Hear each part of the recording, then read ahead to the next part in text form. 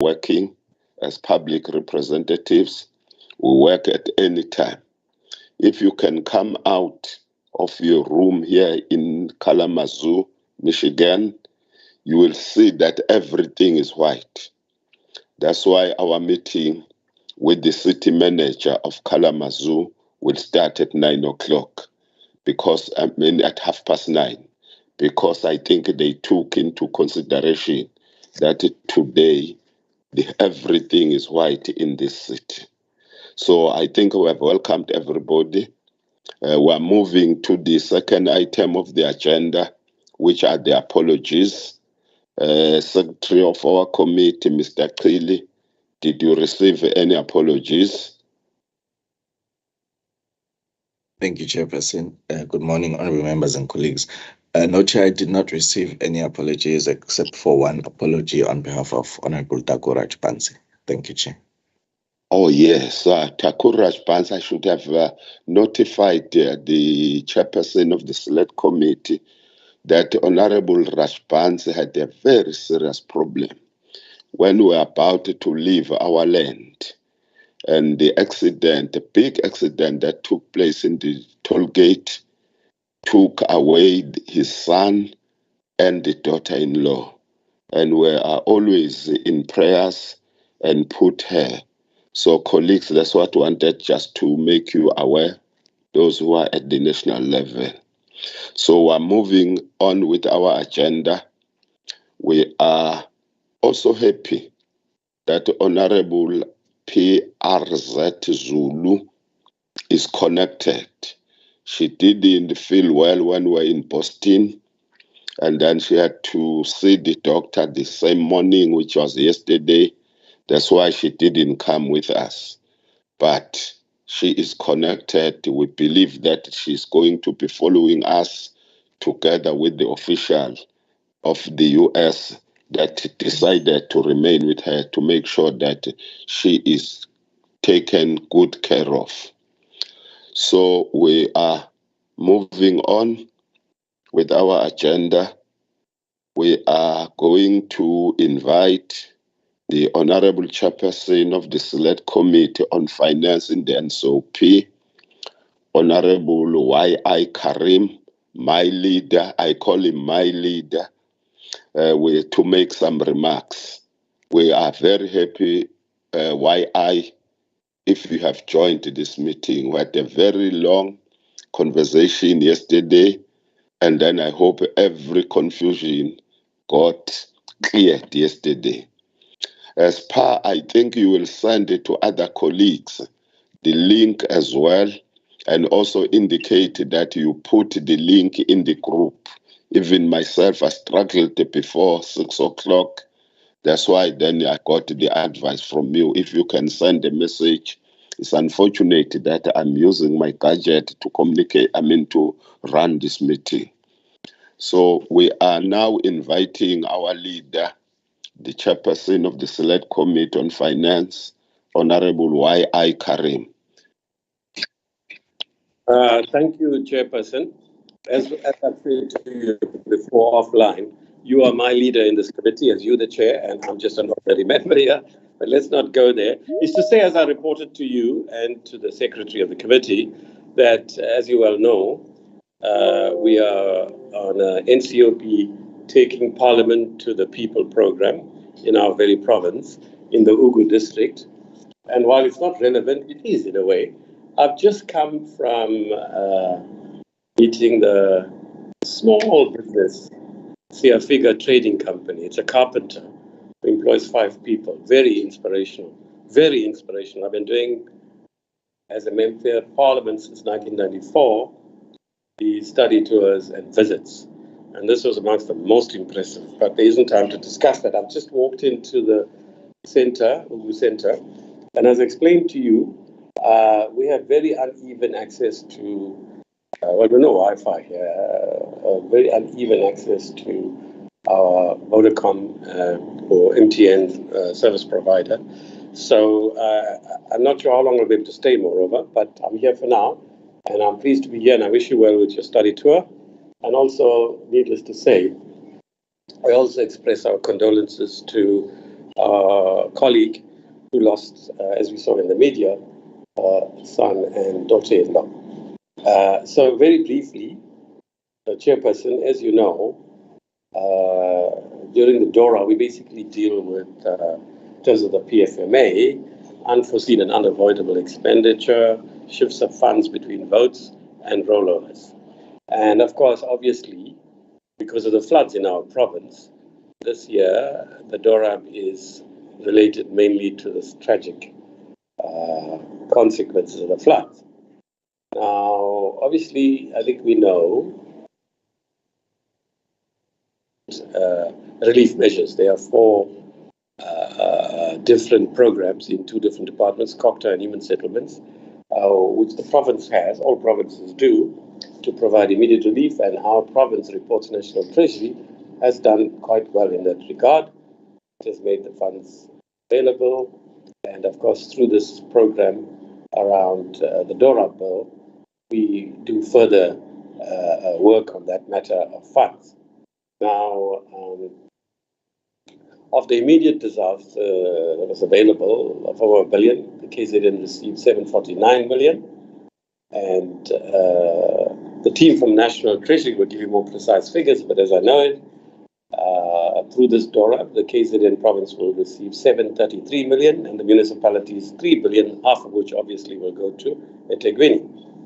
Now, funding will also be made available, obviously, over the MTEF period, and more details will be made available in February next year and onwards, and through negotiations between our government and the province and the national government. Now, the National Disaster Management Act stipulates that a sphere impacted by a disaster, as I think most of us know, must first and foremost use its own funds. And prior to assessing the funds that are needed from the fiscus. And the KZN has, in fact, done that from the provincial equitable share, 1.9 billion.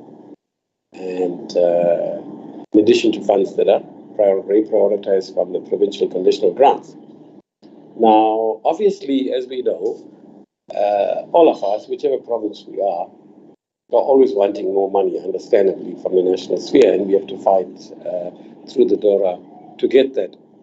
But just as important, sometimes even more important, as we know, especially after the PPE disaster during the COVID-19 outbreak with procurement irregularities, and people are in the court process and SIU investigations continue in that regard, we have to ensure, we are the legislature, we have to ensure that the money is spent effectively and efficiently and for the very reasons that it was allocated, both from the provincial fiscus and the national one.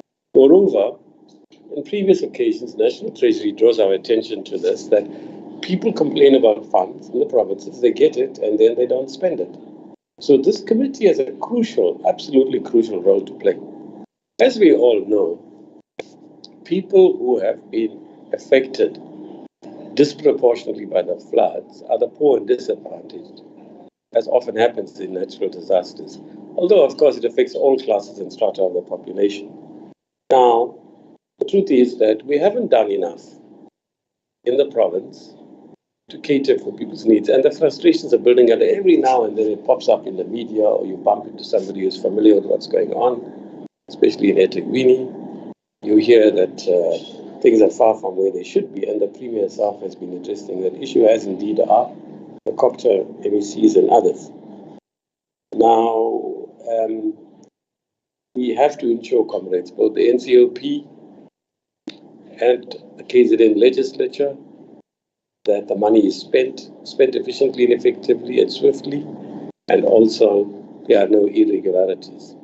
And in this regard, the provincial and national treasuries and departments of COCTA also have a crucial role to play. So having said that, much of which I think you already know, but for what it's worth, I just thought I should remind us about it. I hand over now to Treasury, but I hand over first to you, Chairperson, and I will remain as much as I can. And if you don't connect with me, or if you see I'm off, it's only because I have no other choice.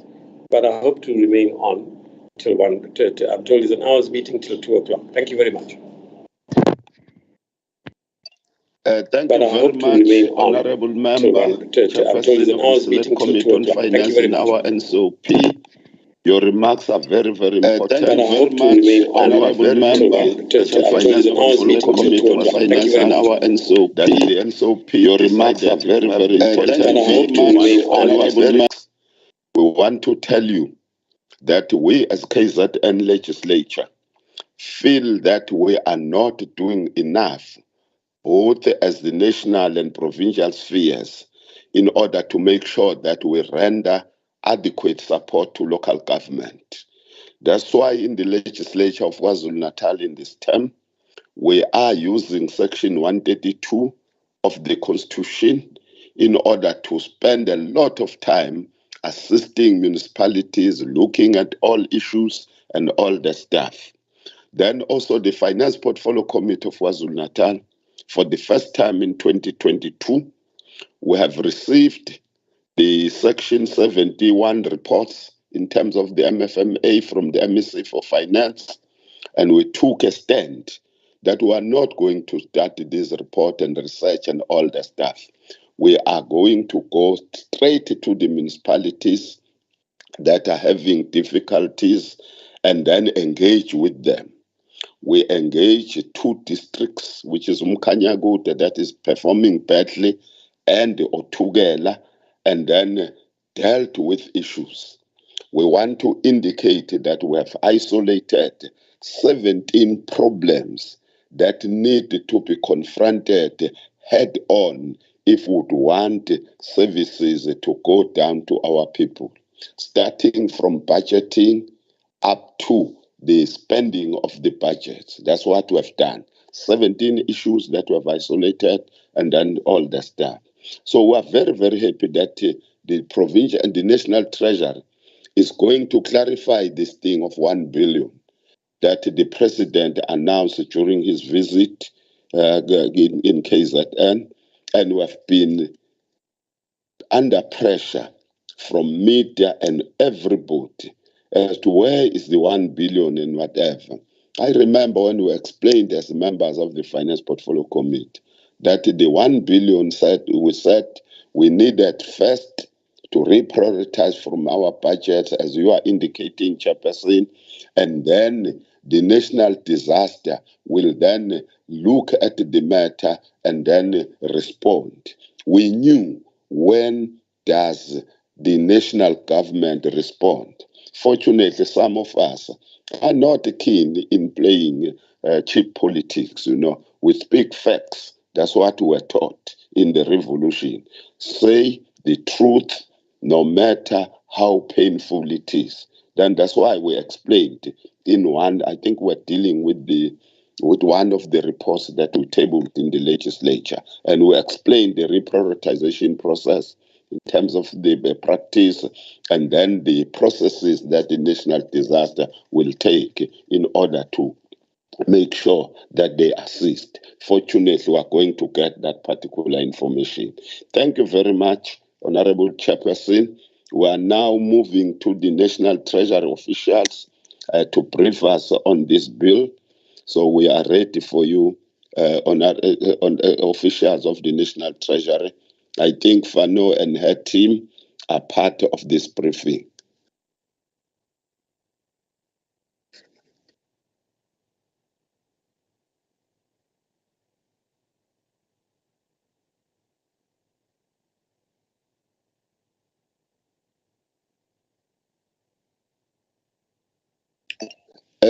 Aren't you muted, madam? We can't hear you, but in your system it shows you are muted. Now you are right. Good morning, everyone. From our side, it's afternoon. And thank you for the opportunity to brief the committee. I'm Wendy Fano and work in National Treasury Intergovernmental Relations Unit. And I'm accompanied by Emmanuel Pillay, who you also know very well, that works with provincial budget analysis. And we will be taking you through this presentation. Emmanuel, can I please ask you to put the slide presentation on the screen?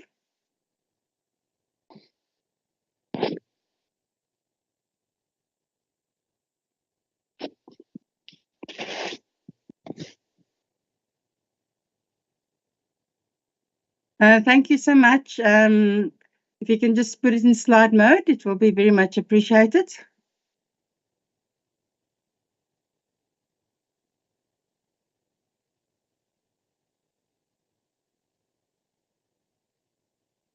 Thank you so much. If you can go to the next slide.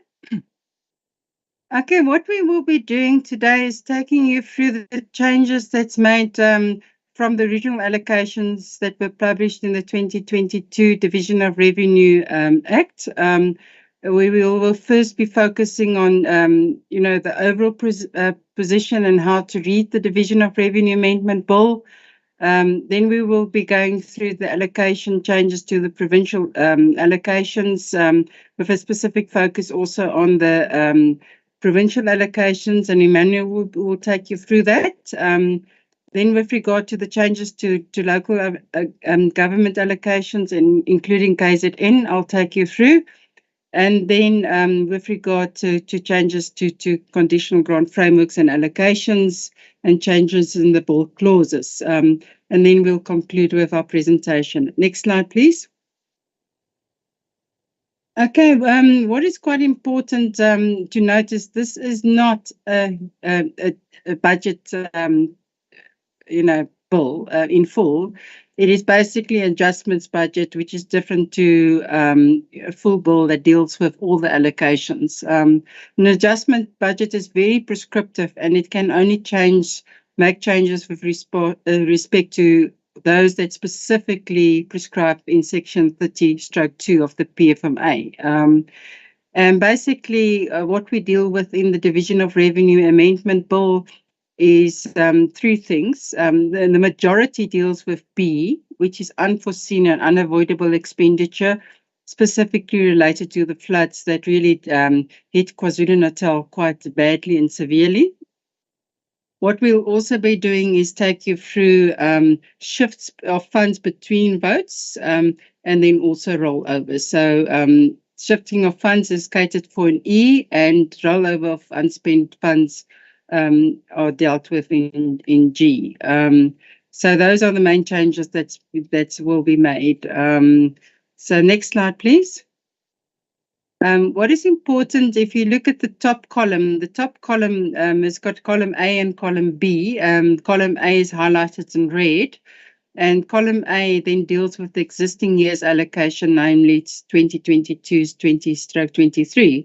And then it also contains column B, which has got the forward estimates. With regard to the Division of Revenue Amendment Bill, we just deal with column A.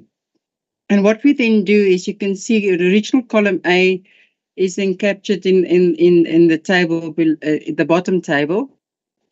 And it's got the regional allocation. It then has a column that indicates an adjustment. And then it can either be positive or negative. And negative is either indicated with brackets or with a minus sign in front of it. And it then indicates in the final column, the right-hand column, the new allocation. If we can then go to the next slide, is the changes to the provincial conditional allocations. And I'll hand over to Emmanuel. But before I hand over to Emmanuel, and Honourable Carrim also already touched on it, is that with regard to the floods, there's various ways that you can access money, and substantial monies has already been accessed, where we've got what we refer to as immediate response grants.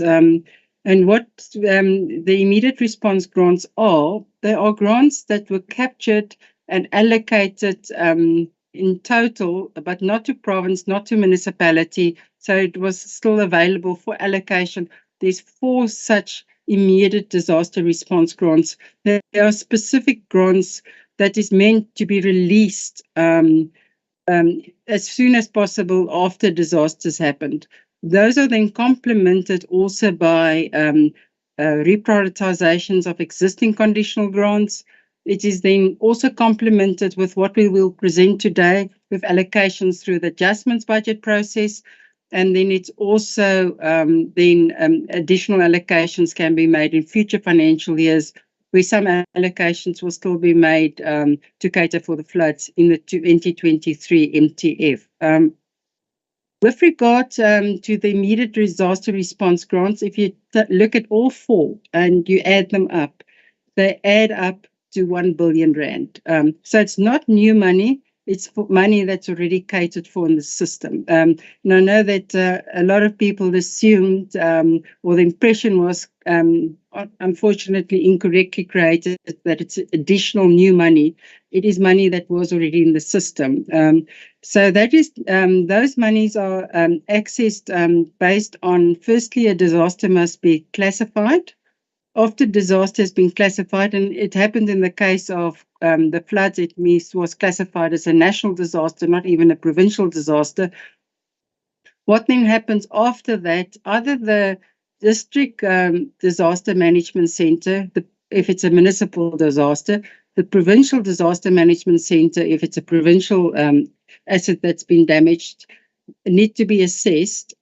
Those assessments and verifications, they need to be sent through to the National Disaster Management Center and also to the National Department of Human Settlements, because two of the grants are with on the vote of the National Department of Human Settlements, and the other two grants are on the Department of Cooperative Governance. And currently, all those funds have been accessed and all those funds have been allocated. And the majority, and it's also not an exclusive allocation to KwaZulu-Natal, it's an allocation for all provinces that's affected by a disaster. And it can also be a disaster different to the April floods, for example. But the immediate disaster grants, the 1 billion rand that's available, has been allocated in full. And the majority of the funds, but not exclusively, has been allocated to KwaZulu-Natal province. So those funds already been allocated, and it must be taken into account the adjustment budget allocations are over and above those amounts. And if need be, and the committee request, we can provide you with detailed information indicating what grant went and what amounts went to the KZN province. It will not be difficult to provide if so requested. Emmanuel, over to you. Thank you, Chair. Good afternoon, Chair and honourable members. Thanks, Wendy. So I think Wendy did cover generally what was available for the current financial year in terms of disaster response.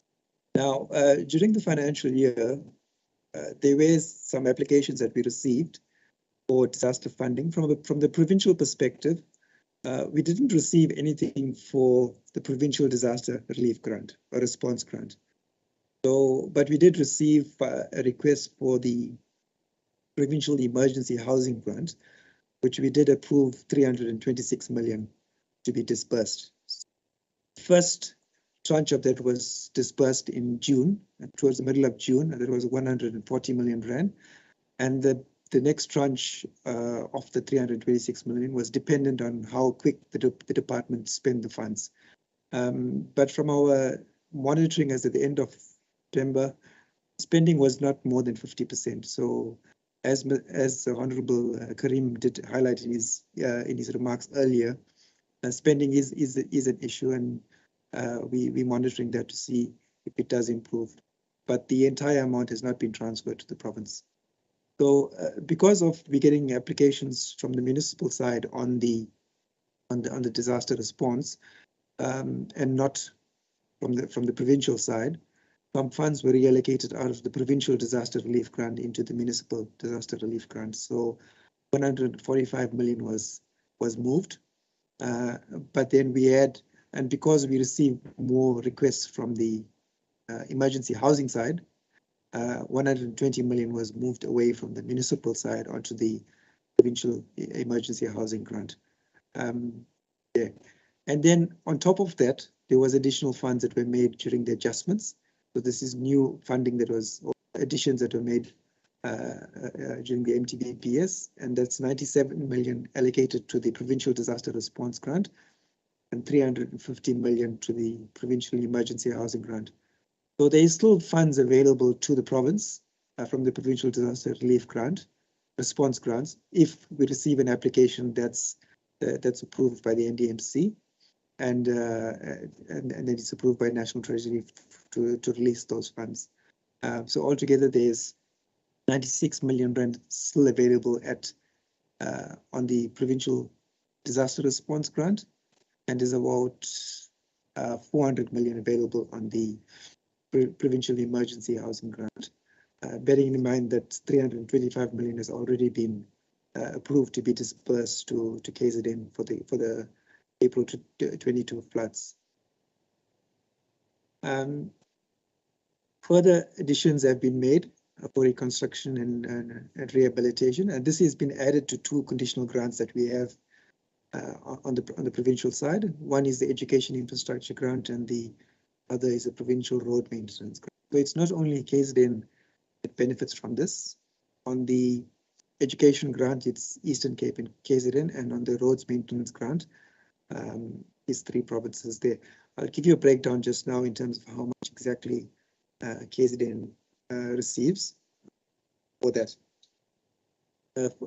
49 million has been added to the provincial equitable share, and this is to cater for the people that are in these centres at the moment, that were displaced and put into community halls and so forth.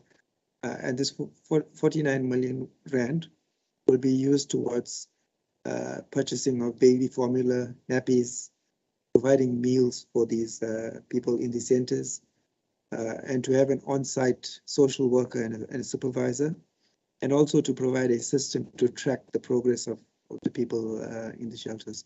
So that's what the 49 million rand will be added for.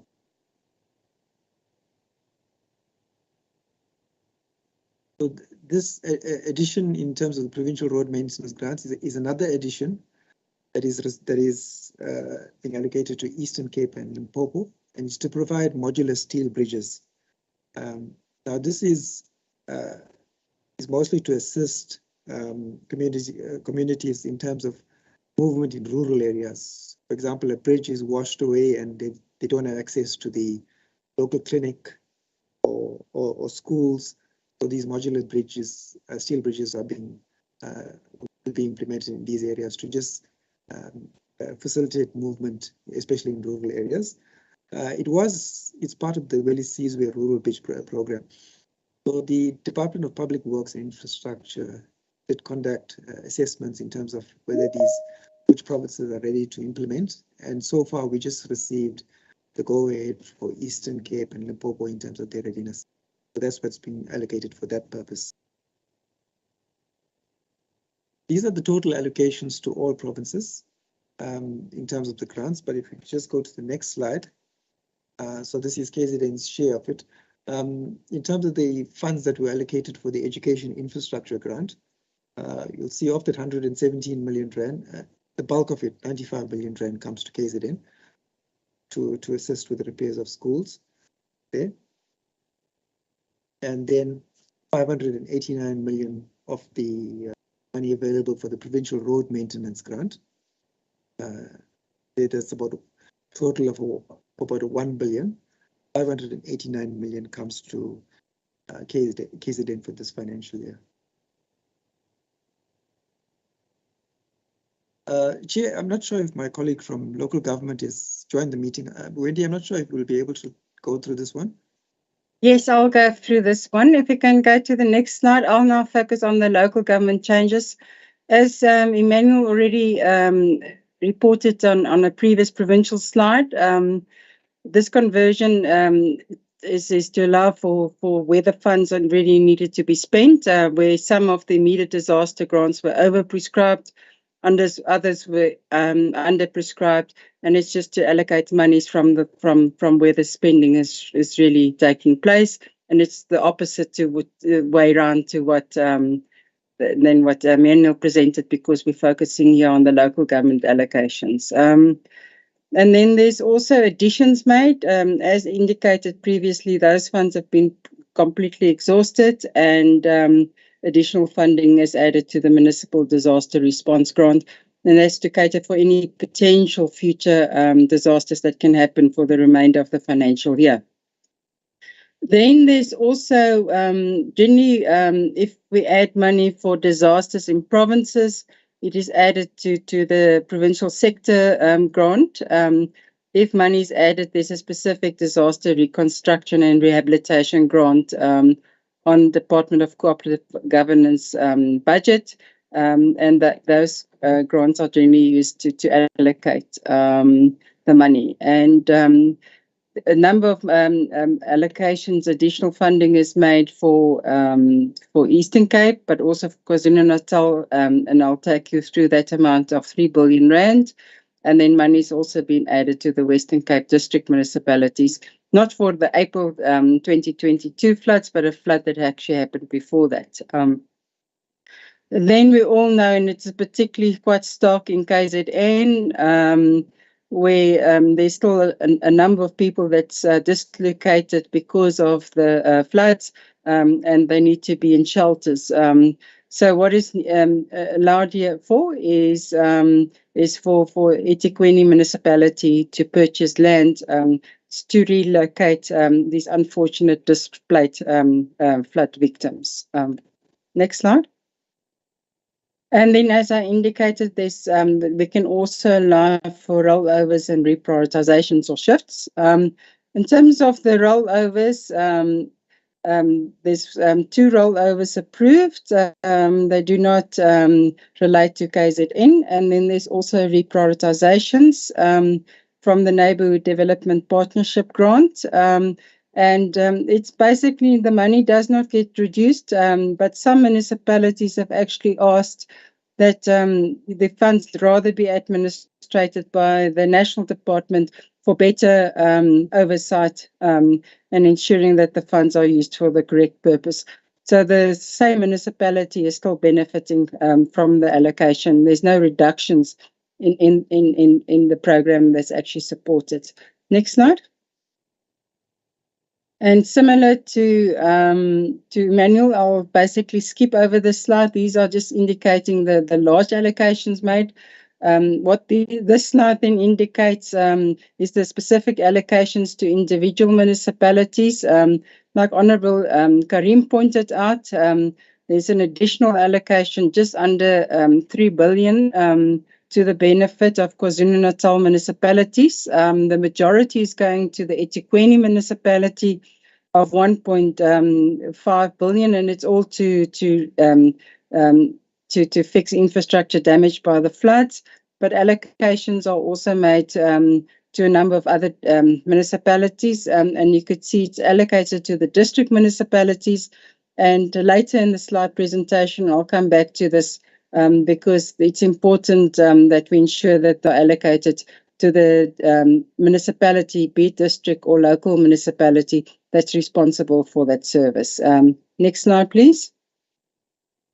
And then this just indicates the conversion of the Neighbourhood Development Partnership Grant from direct to indirect. And you could see, as I indicated, the direct allocation reduces by 50 million, but it's added back to the indirect grant of a 50 million. And it is impacts on the KwaZulu municipality. Next slide. And then the one about the informal settlements upgrading partnership grant, it benefits the eThekwini municipality to the tune of 92 billion. Yeah, and maybe just important to note is that although the eThekwini municipality did not really benefit from the immediate response grants, it is benefiting through the adjustments budget process. Next slide, please. And then what we then do in terms of the Division of Revenue Act, if we make a change to a conditional grant framework, either to correct the error or an omission, we then need to consult Parliament and get their support before we can change the Gazette and gazette it then through the National Treasury process. And next slide, please. And we had to make a number of changes to conditional grant frameworks to allow for the disasters that happened and allow for the spending on the disasters to happen. So in terms of the first 3 grants that's mentioned, the additional conditions are added to ensure that spending takes place on the rural bridges to deal with the floods, it's a provincial roads maintenance grant, the education infrastructure grant, and municipal disaster response grant, and then also the informal settlements upgrading partnership grant. And then there's another change that's needed. Again, it does not impact on KZN, but one municipality in Eastern Cape has changed their name, and we're just changing their name accordingly in the allocations. Next slide. Okay, this is a very important slide because it impacts both on Western Cape and as well as KZN. Remember, I explained the process where if an immediate disaster response grant or a adjustments budget allocation is made, we base it on information that we receive from the National Disaster Management Centre. The National Disaster Management Centre, in turn, base the information on what they received from either the Provincial Disaster Management Centre or the Municipal Disaster Management Centre that's either located in the district municipality or the metro concerned. So what has happened when the Municipal Disaster Management Centres have submitted the information, and it was then submitted by the Provincial Disaster Management Centres, all allocations were linked to the district municipalities. But it did not take into account whether that district municipality, for example, is responsible legally assigned for the function to provide water, for example, or to fix water infrastructure. So what we're currently doing with the NDMC is to work with them to see whether the amount must go to the district municipality concerned if they're authorised for water and sanitation, or whether it be allocated to the local municipality if it's assigned to the local municipality. We know that in terms of the water and function, the majority of those functions are allocated to district municipalities in any event, not all districts, but most district municipalities in KZN. Where in Western Cape, it's the opposite. Most of the water functions are allocated to the local municipalities. So as soon as what we're asking Parliament is to agree that we work with the NDMC to allocate the amounts to the correct municipality. So there's no reductions made to the allocations. It's just properly placed with the appropriate municipality concerned. Thanks. Next slide. And then there's also one change in the division of revenue bill clauses. And it's specifically to cater with provincial conditional grant pledging. Currently, there are provisions in the Division of Revenue Act to allow for municipal grant pledging, but there's not such a provision for provinces. So where they can use conditional grants to repay a loan that they've undertaken. If a province wants to undertake a loan, it needs to first secure the approval of the Loans Coordinating Committee. The Loans Coordinating Committee is chaired by the Minister of Finance, and it's represented by the 9 MECs for Finance. So we have not received an application as yet from any province, but this is just to cater in case such an application is received. And it's specifically made available if a province, for example, has got X amount on its budget in terms of its budget, both own provisions through the equitable share and through conditional grants, but it's got many more projects that's shovel ready, and then needs to delay it because it has not got sufficient money. It's a way of bridging finance. So it's a new concept that we're introducing in the provincial space. Next slide, please. And that's the end of our story, and thank you very much. Thank you very much. We are happy that we have clarified a number of things, but for the honorable members, so that they are comfortable, we are going to give them the opportunity to ask questions and make comments on this amendment bill that you have just taken us through. Honorable members, I'm using my cell phone. Can you please shout, because the hand function will be difficult for me to see. Is there any honorable member who has got a question or comment?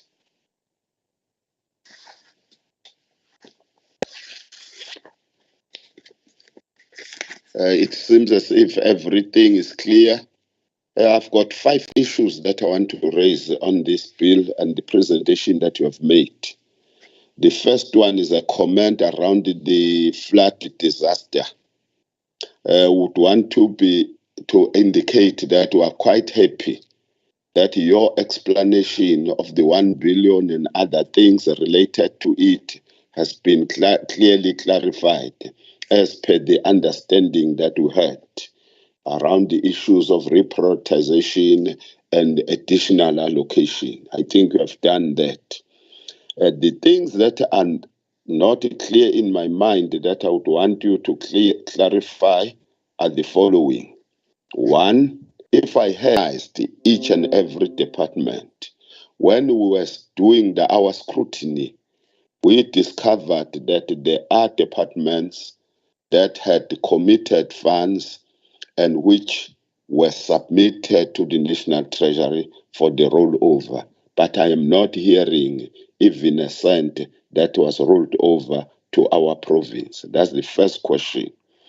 The second question is what I think it was Emmanuel as well, around the question of disaster on human settlements.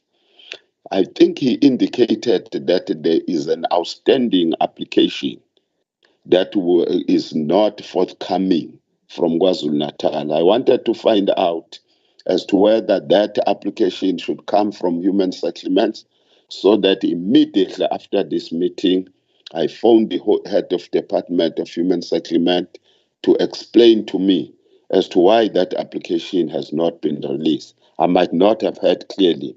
I don't want to make myself a fool and phone the accounting office only to find that I did not understand well. So that's the second thing that is worrying me. Then the third thing that is worrying me is the report by Wendy around the question of the changes from the direct to indirect grants. I wanted to find out if the situation has changed, that the indirect grant, and I remember vividly during the 5th Parliament, the FFC presentation to the national government indicated that to indirect conditional grants was showing that that money was not spent like the direct grants. But in this case, I'm hearing the change from direct to indirect. I think when you picked up my question, are now indirect grants performing better than the direct grants? That's the shift to indirect grants. The last one, which is a thorn in my flesh, is this thing that is called the back pay to Izinduna. I wanted to find out why the National Treasury is silent around that when there is groundswell in KwaZulu-Natal, where our own Izinduna are being owed the monies dating back to the time when President Zuma signed that piece of legislation. I want to find out as to why the National Treasury is not coming to the party to deal with that matter. As you all know, that KwaZulu-Natal declared years then that they were not going to be able to pay Izinduna. We were pressurized to pay Izinduna, but we couldn't pay the back pay. And there were engagements with National Court. Tito Mboweni, when was minister, now the deputy president. But the Minister of Finance said nothing about it when he was presenting this adjustment. I wanted to be clarified on those 4 issues. Sorry, Chair. Honorable Governor's hand is up. Okay, Honorable Governor. Hey, I'm using my cell phone. So am I, Chairperson. Thank you very much. I just wanted to ask, in terms of the additions to provincial allocations, and I see that there's an amount of 389 million added to the provincial roads maintenance grant, right?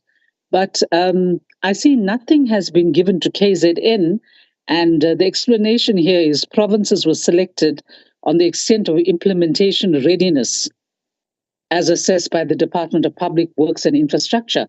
So did KZN make a submission? Because we do have serious problems with our provincial roads maintenance, particularly after the floods. Did we make a submission, and were we not granted additional funds on the basis of lack of readiness? Thank you. Any other question, honorable members, before we hand over to the National Treasury for responses?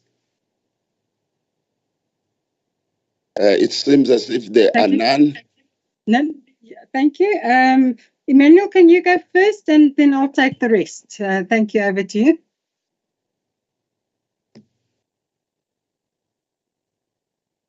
Okay, thank you, Wendy. Thank you, Chair. So in terms of the rollovers, I just wasn't clear. Did you mean the rollovers of conditional grants from the previous financial year? It's referring to the rural bridges allocation, Emmanuel. The rollover. The rollover, yeah. That's yeah.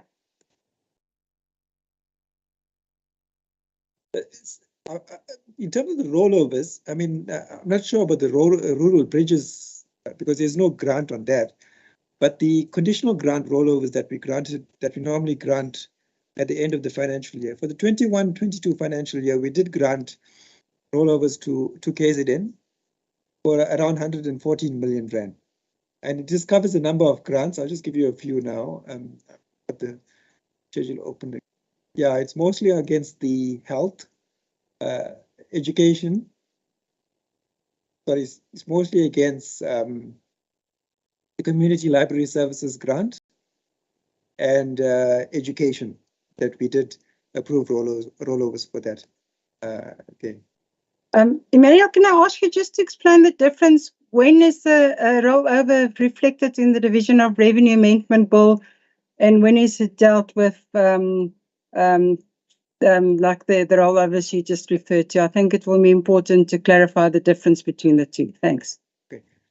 Thanks, Wendy. So the rollover process, it all depends on where the funds are residing at the end of the financial year. So the rollover process that I mentioned now is where all the funds were transferred to the province. So it was not held at National Department at the end of the financial year. So the adjustments that you're seeing that we presented to you are all national adjustments. It doesn't affect the rollovers that for funds that were transferred to the province will not feature in here. Yeah. So this is the rollover process that we run at the end of the financial year with all provincial treasuries. And we finalize it only after we have received the annual reports that's published by the provincial department, Auditor General as there. So provinces are tabling their adjustments budget now, which is normally 30 days after the MTBPS has been tabled. So they should have enough time to incorporate these numbers into the provincial adjustment budget. Okay, so you will see the 117 million rand that we did roll over to KZN in the provincial adjustment budget, and that will be mostly for education and arts and culture. Chair, I'm not sure if I'm clear, if you want any clarification on that. Very clear, very clear. That was the information that was missing. Now I know 117 would be rolled over to KZN. Yes. Okay, sorry, it's 114, Chair. Just the other one on the human settlements, there's no outstanding applications that we have pertaining to KZN. So at the beginning of the financial year, we had funds available for KZN for two grants that provide immediate disaster relief.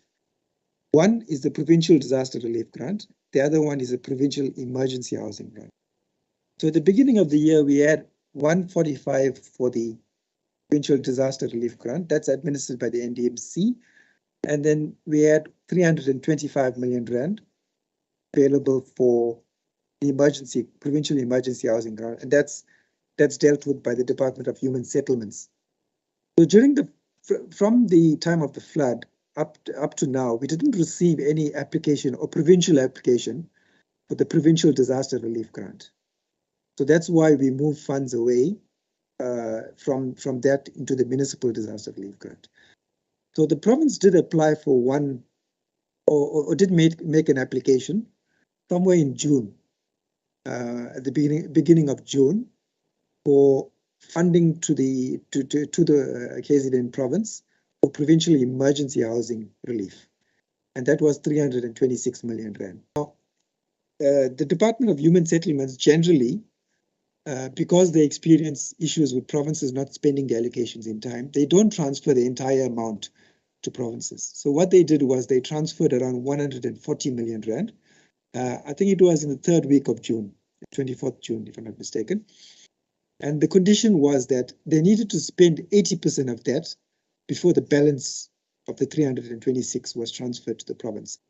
Now, there have been issues with spending. As at the end of September, it was just around 50% of what was transferred.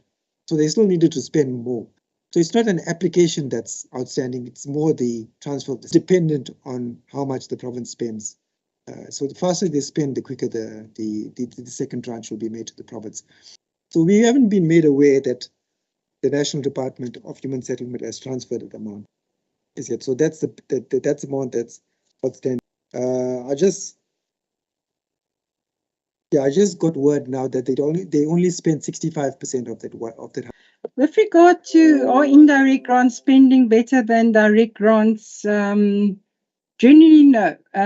What is the reason for this request is it's a specific neighbourhood development partnership program project that's been approved by the municipality, and the procurement to secure people to assist the municipality to do the work and to run or roll out the project. That has also been approved from the municipal side. But I'm now being very honest, where the people running the projects are concerned that when the money lands in the municipality, it could potentially be used for other purposes.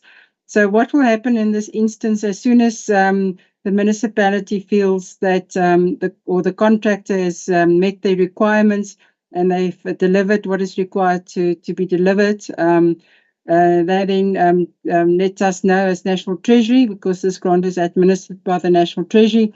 And as soon as that confirmation is received, then the National Treasury will then pay the contractor directly rather than the municipality paying the contractor. So that is why the change has been made. And then with regard to the Insiduna, and why is it not mentioned?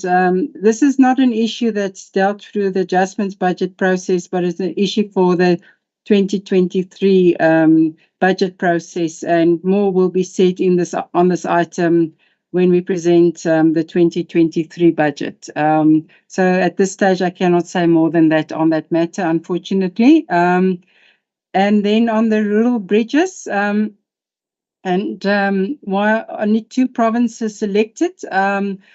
This program is this is just the initial year and the start of the program. And what is currently taking place, these specific modular structures or rural bridges are put in place by the National Defence, and they're doing it in collaboration with the Department of Public Works and Infrastructure, and they're also working together with the National Department of Transport. And originally, through what we refer to as the BFI process, this project was approved over the 2023 MTF.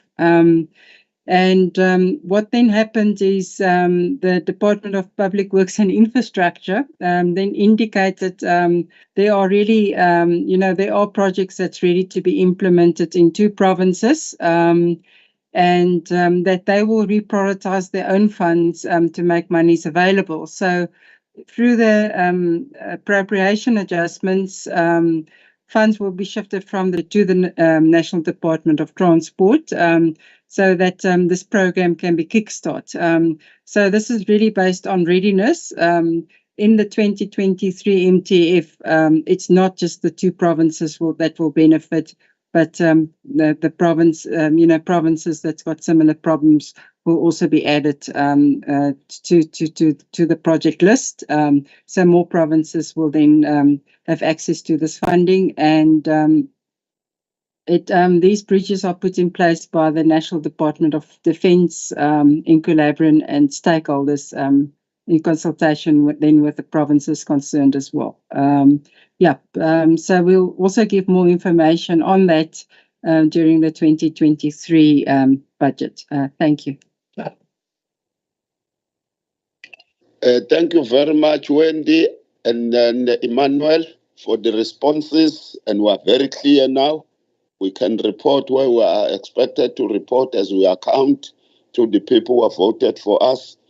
I wanted to check from the honorable members as to whether there are any follow-up questions before we release Wendy and Emmanuel. There's silence, which means that we are all covered, like myself. My 5 issues were clearly covered. So, colleagues, we are coming to the end of this engagement with the National Treasury. So we want to thank you, Honorable Chairperson of the Select Committee on Finance in our NCOP, Honorable Y.I. Carrim. Sibonga kakhulu mholo wami, he's my leader. We also want to thank the honorable members of the Finance Portfolio Committee of KwaZulu-Natal who woke up so early, and you are going to swim in that thick ice outside. Thank you very much for that. Please dress warmly before you meet the city manager of this city of Kalamazoo. It must be very cold outside. Then we also want to thank our friends from the National Treasury, Wendy and Emmanuel, for the good presentations and clarifications that you gave to us. We are now very clear. We also want to thank the officials of the Provincial Treasury, Lizelle, as I could see your name reflected in our system, as well as all officials of the Legislature, from our legal advisor to Margaret and to you, Spa and Dr. Mkunu. Thank you very much, and other officials who were connecting us. And I could see all of them, Tulane and them. So we really come to the end of this engagement, and we are getting ready for our first meeting at 9:30. We want to get the best practices that are there in the states. So thank you very much. Enjoy your day. Chair. Thank you, Chair. Sorry, Chair, please don't forget to the conferral of the negotiating mandate, Chair. Thank you very much. Thank you.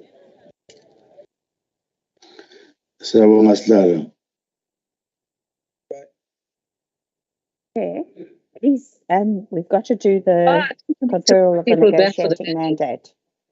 Please. As PA is quite clear that we have no issues with this amendment bill, then it's quite clear that we are going to deal with that. Because in the discussion, there were no issues that were raised in opposition of the bill. I think Margaret is going to do so. You know, we are pressurized by the environment in which we work. Thank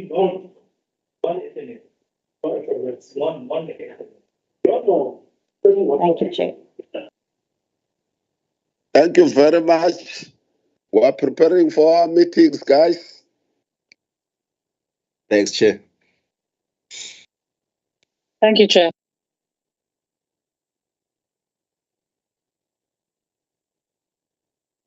Thank you, Chair.